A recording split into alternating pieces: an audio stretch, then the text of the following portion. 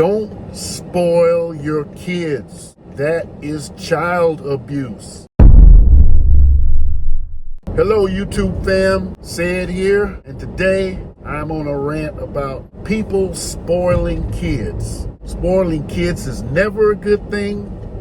No one can ever convince me that it's a good thing. It's not a good thing. I consider it child abuse. Let me give you a little scenario, case in point. Let's say I have a child and I love this child so much, I just say, oh, I don't want to put any restraints on this child. I don't want to put any rules on this child. I'm just going to give him everything. Since I grew up hard, I'm not going to give them. And this is the mistake parents make the most. Well, I grew up hard and I don't want them to come through the hardships that I came through. Hey, that's no good. That's a crap philosophy, and all you're doing is setting your child up for failure. Okay, so you let your child grow up without any boundaries, without any rules, without any structure. And believe me, children may not like structure, they may not show their love for structure, but eventually they kind of understand what you're doing. Trust me on that one. They might think, oh, this is the worst thing in the world. But if you don't do it, they'll think, well, you must don't care anything about me. I can go out here and do whatever I want. You won't, So you're lowering their self-worth. And a lot of parents, they just want their peace and quiet when they get home or when they're home. And there's times when you have to deal with the child, Child has done something wrong. They need to be disciplined. You can't just brush that under the rug and say, oh, just go to your room or just leave me alone for right now. No. In a child's life, the first 5 years are very important. If you set structures in those first 5 years, then you are already ahead of the game. Things are going to get tough in the teenage years, but you've already started the process. You've already laid the groundwork. There was one guy, I forget what his name is, but he made a saying, give me your kids from ages 1 to 5, and I'll give you back a well-behaved kid. Because those years are the most important. They're the most influential. And brain development is very crucial in that time. A child's brain is developing up to age 25 anyway. But between 1 and 5, it's really like a sponge.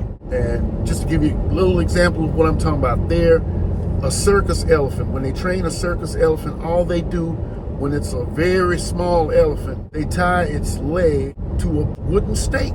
The elephant, even as a baby, still has enough strength to pull that up, but they stay put. Then later on, they grow to be an adult weighing several tons, and you can still tie that elephant to a little stake. That's amazing, but that's how the brain works. Once you have conditioned the brain to believe something, it's going to believe it until you get a prompt to try something else and see that it doesn't work. So ages 1 through 5 are very, very important. And some parents just don't want to do the work. And a lot of parents just have kids for novelty reasons, so they can say, oh, I have kids. You want to see my kids? Look at my kids here. Don't they look good? They might look good, but they're not well behaved. And you are failing. And by the time they get to teenage life, you will have such a war on your hands, you'll probably be ready for the Hoo-Hoo Hotel. So don't spoil your kids. That is child abuse. You are abusing that child.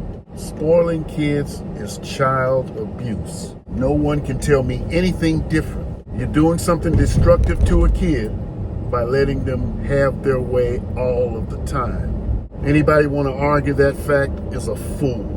And everybody can have their opinion, no problem. I'm just saying from my perspective, you are a fool. If you spoil your children, you are a fool.